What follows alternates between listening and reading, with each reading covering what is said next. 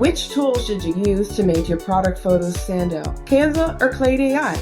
In this video, I'll show you exactly how they compare and which one is a better choice for e-commerce.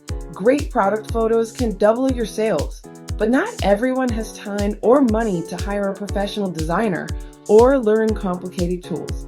Canva is fantastic for creating posters, flyers, and even product graphics. But when it comes to photo enhancement, things like auto background removal, lighting correction, or smart cropping, you often have to do everything manually or pay extra for features.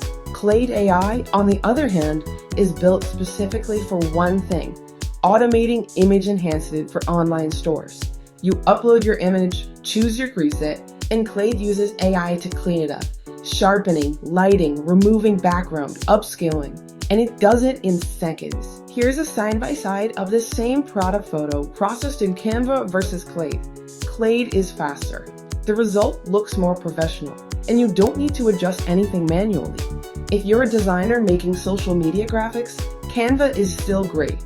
But if you're an e-commerce seller who wants clean, pro-level product photos in minutes, Claid.ai is the clear winner. Try Claid.ai today using the link below. It's free to get started, and you'll be amazed how much better your photos look with zero effort.